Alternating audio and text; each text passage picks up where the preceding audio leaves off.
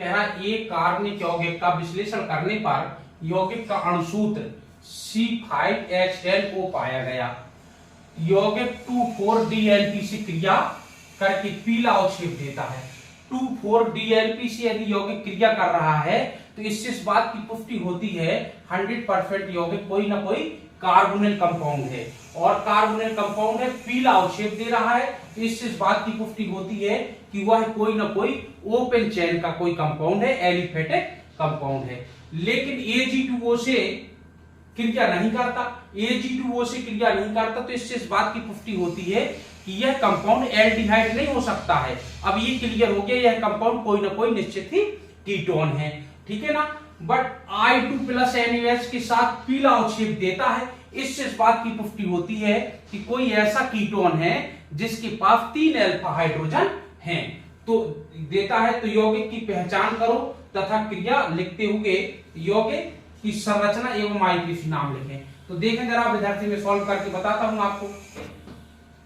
H10O के दो type के हमारे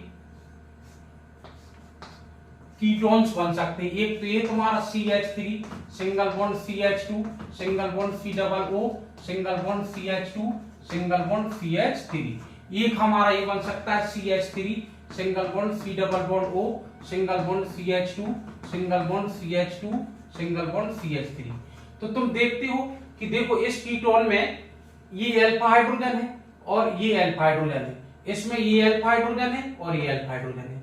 तो जिस कार्बोनिल कंपाउंड में 3 अल्फा हाइड्रोजन नहीं होंगे वो हेलोफॉर्म रिएक्शन नहीं देगा। तो ये हेलोफॉर्म रिएक्शन नहीं दे सकता है क्योंकि 2 अल्फा हाइड्रोजन है, 2, इसमें 3 अल्फा हाइड्रोजन है, तो ये हेलोफॉर्म रिएक्शन देगा।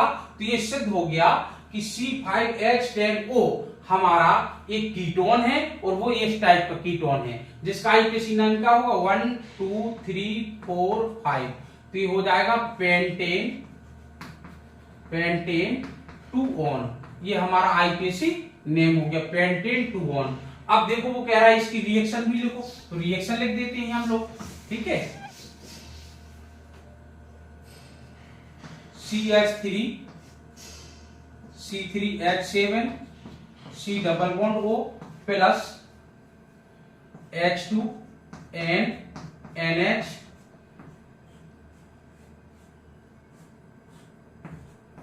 NO2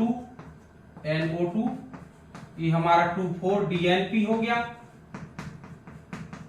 इससे रिएक्शन करेगा तो क्या देखो ये O और ये H2 अलग हो जाएगा, ये CH3 C+N NH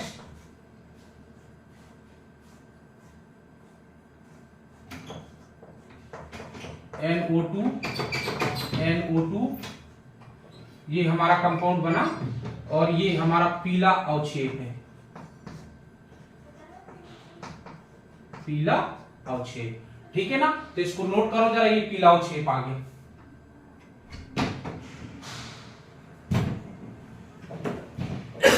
ठीक है ना। अब दूसरी रिएक्शन क्या कह रहा है, देखो CH3 C3H7 C+O। अब ये कह रहा है Ag2O से क्रिया, Ag2O से क्रिया, गेट छोड़ो। तो ये नो रिएक्शन हो जाएगी, क्यों? क्योंकि ये कीटोन है हमारा, तो Ag2O से हमारा ये क्रिया नहीं करता है। तीसरा क्या कहता है, हेलोफॉर्म रिएक्शन करता है। तो देखो अब इसी कंपाउंड की रिएक्शन अगर तुम I2+ NaOH से रिएक्शन करा दोगे तो देखो क्या है, ये 3 अल्फा हाइड्रोजन है कि नहीं है, तो ये बन जाएगा तुम्हारा CHI3 और प्लस NaI और प्लस इसके स्थान पर आ जाएगा तुम्हारा C3H7 C+O Na और प्लस H2O। तो ये पीले रंग का आयोडोफॉर्म हो जाएगा, आयोडोफॉर्म येलो, ठीक है ना। तो ये आपका इस क्वेश्चन का करेक्ट आंसर हो गया। आई होप आपको समझ में आया होगा, ठीक है। अगर ये समझ में ना आया होगा तो आप कमेंट्स करके बताइए। Thank you.